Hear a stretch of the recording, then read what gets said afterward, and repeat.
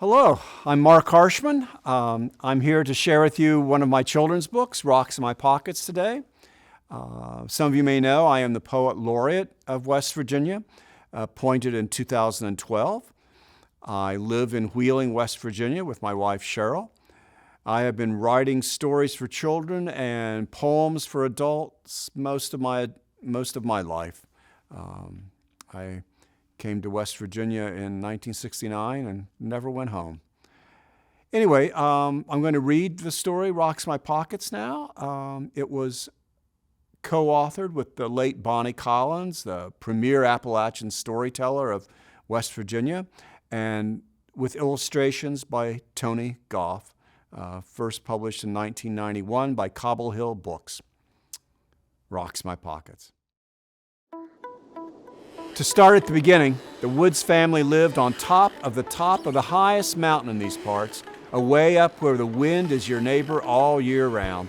The farm was on old rocky soil, but it was the best the family could afford, and so they worked out a living any way they could. They'd raise knee-high corn and walnut-sized potatoes. That's not very big, is it? But they'd call them a good crop. You'd hear no complaints. Their house was drafty, their animals skinny, and their clothes patched out of what was at hand. But one thing they all did have was pockets, and that was mighty important, for in the pockets they carried the rocks. Yes, rocks.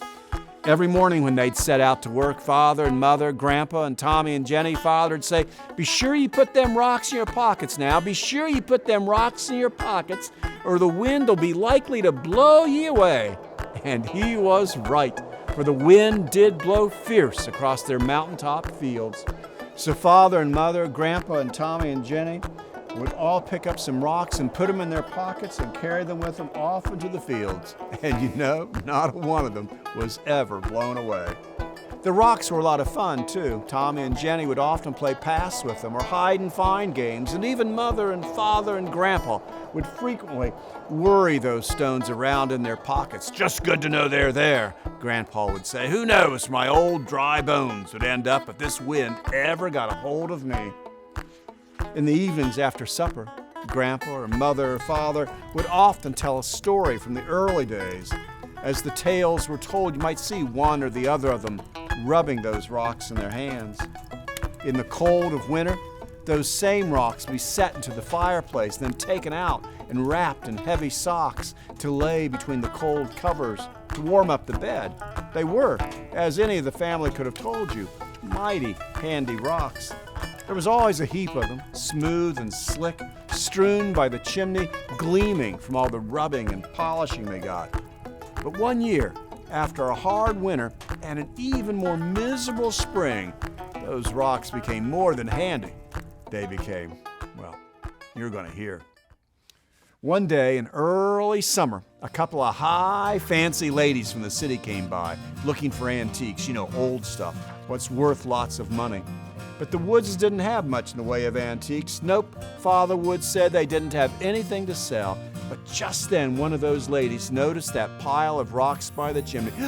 "My," she said, "aren't those beautiful?" "Indeed," echoed the other. And they were kind of pretty, slick as glass, bright as the stars, with colors in them that just showed right through. Well, we've never seen stones like this before. What kind are they?" "Well," Father Wood said, "I don't really know them by any name. They're just plain old rocks. Would you sell them to us?" "Oh, but I don't have any reason to sell them to you." "Oh, but we'd pay you a fair price. They're kind of rare now, aren't they? Unusual." And Father Woods, he began to catch on then and said, "Well, yes, I guess maybe they are. I reckon you ladies don't see many of this kind where you come from." "What would you take for them?" the ladies asked sweetly. And then he told them a reasonable price, and they paid him. And were those ladies thrilled? From the way they talked, there wouldn't be anybody in all of Pittsburgh or New York or wherever they came from that had stones like these. So they went back to their homes, put their stones on display, and bragged all over them. That night, after supper, Father said, "Well, the corn's big enough to hoe in the morning, but before you go back out, why don't you grab yourself some more rocks and get some for your mom and grandpa, and we'll all get us some more later. Who knows," he said, "who knows? We just might be in the rock selling business." And that was true enough. Folks started coming from cities and towns from near and far. The money the Woods family made from those rocks drove the hard times from their door for good. Now, they didn't give up farming or their mountaintop or West Virginia, but it was easier with a little extra money to have more feed for the animals, warmer clothes, and so on. But of course, there were people who tried to take advantage, who tried to cheat them. Those there in the chimney corner weren't quite right and asked him if he knew where they might find some similar ones. And Father Woods, being an honest man, would tell them. And those folks' eyes, as big as slab-sided sandstones, would go gather up a heap of field rocks. They thought they were mighty clever, not having to pay Father Woods that way, cheating him, don't you know? But of course, those rocks never quite shone the way the ones in the chimney corner did, now did they? And nobody back in the city was ever impressed by them either. And those folks that took them will never, ever figure out why. I guess they never lived on top of the highest mountain, never carried those rocks in their pockets all day long, hoeing, stooping, spring, summer, fall, and winter, never played pass with them, never curled under a blanket with those rocks nestled between their feet, never sat around a fireplace rubbing those rocks while the old stories about hard work and patience filled their heads. No, I bet they never did. But I have. And these rocks in my pockets still keep my feet on the ground in even the windiest weather. Rocks in my pockets. Thank you. I hope you enjoyed that. It's always a pleasure for me to read that story. I can still hear Bonnie's voice in the back of my head as I tell it. Which reminds me, that is where this story comes from. I'd been asked to interview Bonnie for a magazine article for Golden Seal magazine, and my wife and I arrived, and we had lunch together in her little log cabin in Doddridge County. And after lunch, I turned on the tape recorder and I said, "Bonnie, tell me a story, please." And she told me a story. And then I said, "Tell me another." And she told me another and another and another, and I did not turn off that tape recorder until supper time.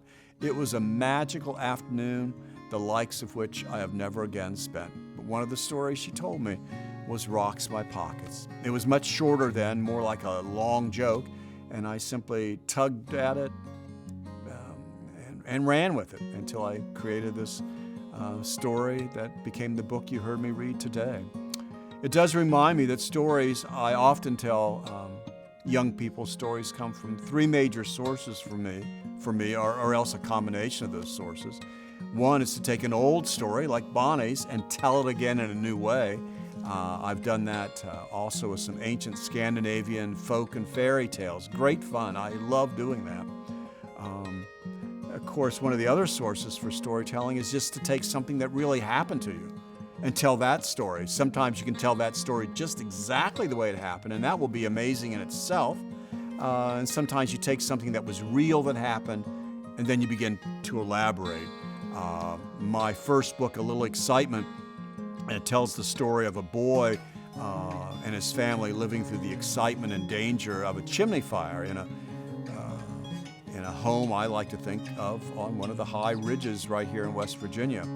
The story had its real inception from my having lived through seeing my car burn up in front of my house one night in the dead of winter, 20 below zero. The car was up next to the house. It was very scary. We lived through it. We lost the car, but not the house. And I took that excitement and built it into the story. And I began to take my memories of my own life on the farm, albeit in Indiana, but here transposed to West Virginia, and created the book A Little Excitement. And of course, the other source, besides retellings, Rocks in My Pockets, or real life, like A Little Excitement, is to have one of those lucky moments when you just get an idea that hits you on the head. You don't know where it came from. Sometimes it comes from a dream. I wrote a poem the other night that the other morning I woke up and I had the dream was still fresh in my head, and I wrote down the poem. but sometimes you don't know where they come from. My children's book, only one, I was scribbling away one day, not knowing if I was writing a children's book or a new poem or what, and I wrote down the words,